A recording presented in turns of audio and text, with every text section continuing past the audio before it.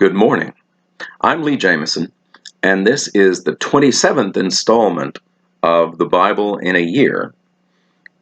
Today our readings will be from Exodus 16 through 18 and Gospel of John, chapter 14.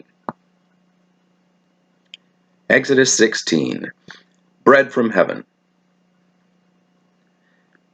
They set out from Elim, and all the congregation of the people of Israel came to the wilderness of Sin, which is between Elim and Sinai, on the 15th day of the second month after they had departed from the land of Egypt. And the whole congregation of the people of Israel grumbled against Moses and Aaron in the wilderness. And the people of Israel said to them, "Would that we had died in the hand of the Lord in the land of Egypt, when we sat by the meat pots and ate bread to the full. For you have brought us into this wilderness to kill this whole assembly with hunger." Then the Lord said to Moses, "Behold, I am about to rain bread from heaven for you, and the people shall go out and gather a day's portion every day, that I may test them, whether they will walk in my law or not.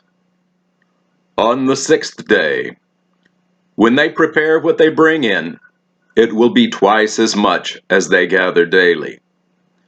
So Moses and Aaron said to all the people of Israel, "At evening you shall know that it was the Lord who brought you out of the land of Egypt. And in the morning you shall see the glory of the Lord, because he has heard you grumbling against the Lord. For what are we that you grumble against us?" And Moses said, "When the Lord gives you in the evening meat to eat, and in the morning bread to the full, because the Lord has heard your grumblings, that you grumble against him, what are we? Your grumbling is not against us, but against the Lord." Then Moses said to Aaron, "Say to the whole congregation of the people of Israel, 'Come near before the Lord, for he has heard your grumbling.'" And as soon as Aaron spoke to the whole congregation of the people of Israel, they looked toward the wilderness, and behold, the glory of the Lord appeared in the cloud. And the Lord said to Moses, "I have heard the grumbling of the people of Israel. Say to them, at twilight you shall eat meat, and in the morning you shall be filled with bread. Then you shall know that I am the Lord your God." In the evening, quail came up and covered the camp. And in the morning, dew lay around the camp, and when the dew had gone up, there was on the face of the wilderness a fine flake-like thing, fine as frost on the ground. When the people of Israel saw it, they said to one another, "What is it?" For they did not know what it was. And Moses said to them, "It is the bread that the Lord has given you to eat. This is what the Lord has commanded. Gather it, each one of you, as much as he can eat.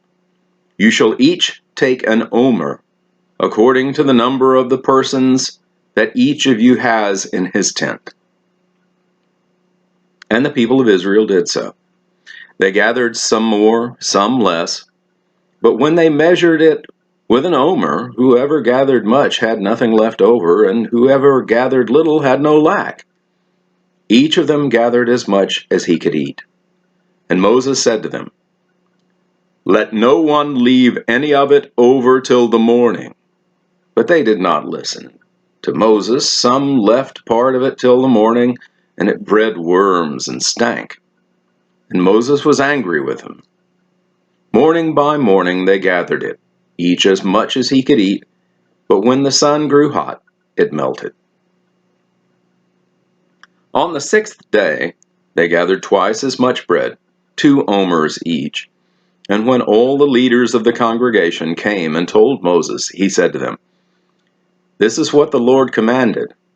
Tomorrow is a day of solemn rest, a holy Sabbath to the Lord.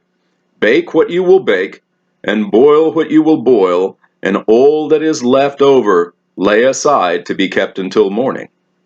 So they laid it aside till the morning, as Moses commanded to them. And it did not stink, and there were no worms in it. Moses said, "Eat it each day, for today is a Sabbath to the Lord. Today you will not find it in the field. 6 days you shall gather it, but on the seventh day, which is a Sabbath, there will be none." On the seventh day, some of the people went out to gather, but they found none.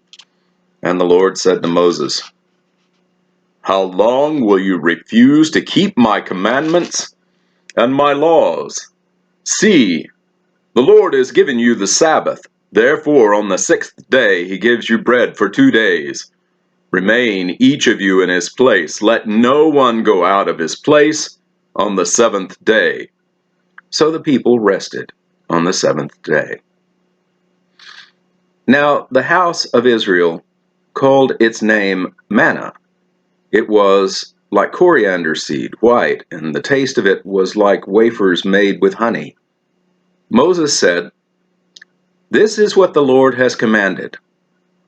Let an omer of it be kept throughout your generations, so that they may see the bread with which I fed you in the wilderness, when I brought you out of the land of Egypt." And Moses said to Aaron, "Take a jar, and put an omer of manna in it, and place it before the Lord to be kept throughout your generations." As the Lord commanded Moses, so Aaron placed it before the testimony to be kept. The people of Israel ate the manna 40 years, till they came to a habitable land. They ate manna till they came to the borders of the land of Canaan. An omer is the 10th part of an ephah. Water from the rock. Chapter 17. All the congregation of Israel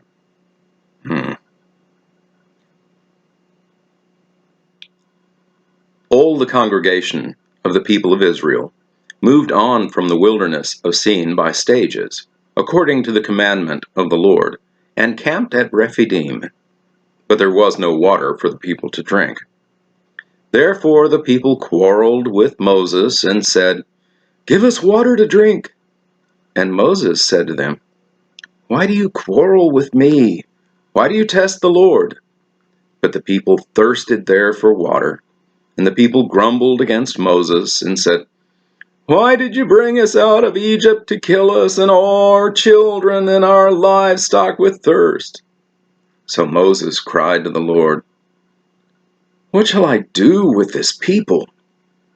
They are almost ready to stone me." And the Lord said to Moses, "Pass on before the people, taking with you some of the elders of Israel, and take in your hand the staff with which you struck the Nile, and go. Behold, I will stand before you there on the rock at Horeb, and you shall strike the rock, and the water shall come out of it, and the people will drink." And Moses did so, in the sight of the elders of Israel. And he called the place Massah and Meribah, because of the quarreling of the people of Israel, and because they tested the Lord by saying, "Is the Lord among us or not?" Israel defeats Amalek. Then Amalek came and fought with Israel at Rephidim.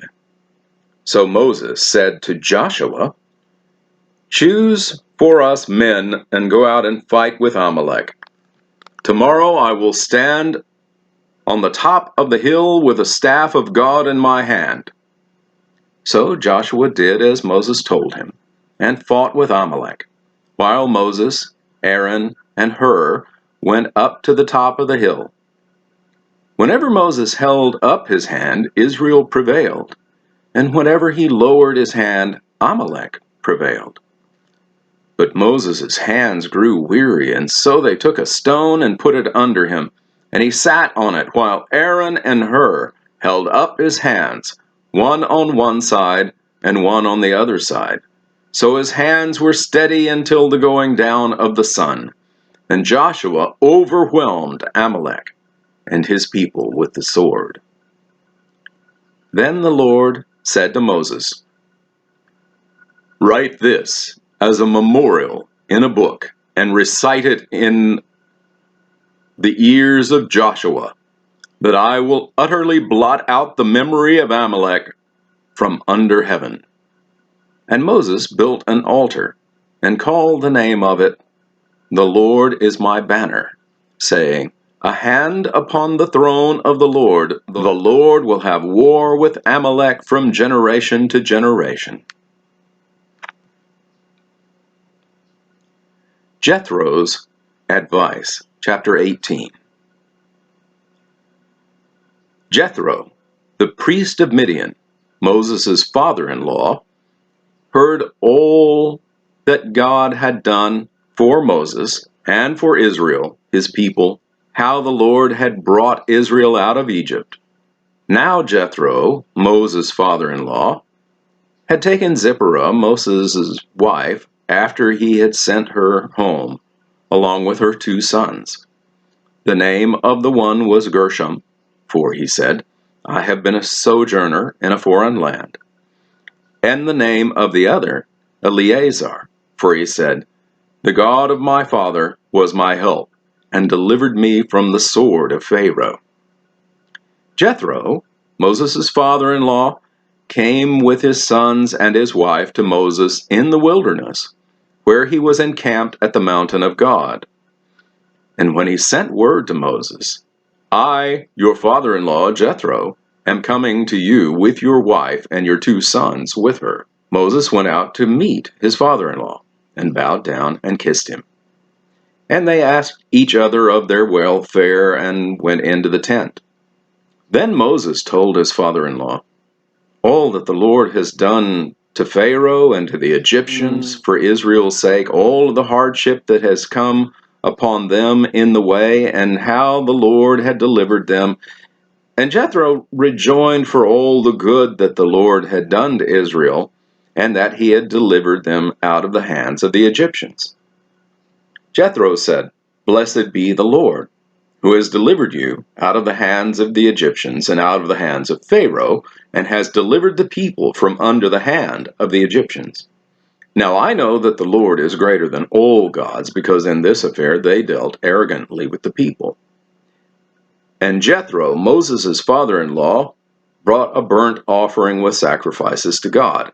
And Aaron came with all the elders of Israel to eat bread with Moses' father-in-law before God. The next day, Moses sat to judge the people, and the people stood around Moses from morning till evening. When Moses' father-in-law saw all that he was doing for the people, he said, "What is this that you are doing for the people? Why do you sit alone when all the people stand around you from morning till evening?" And Moses said to his father-in-law, "Because the people come to me and inquire of God. When they have a dispute, they come to me, and I decide between one person and another, and I make them knowing the statutes of God and his laws." Moses' father-in-law said to him, "What you are doing is not good. You and the people with you will certainly wear yourselves out, for the thing is too heavy for you. You are not able to do it alone. Now, obey my voice, and I will give you advice, and God will be with you. You shall represent the people before God, and bring their cases to God, and you shall warn them about the statutes and the laws, and make them know the way in which they must walk and what they must do. Moreover, look for able men from all the people, men who fear God, who are trustworthy, and hate a bribe, and place such men over the people as chiefs of thousands, of hundreds, of fifties, and of tens. And let them judge the people at all times. Every great matter they shall bring to you, but any small matter they shall decide themselves. So it will be easier for you, and they will bear the burden with you.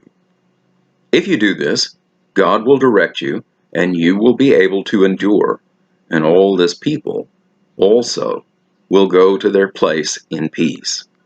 So Moses listened to the voice of his father-in-law, and did all that he had said.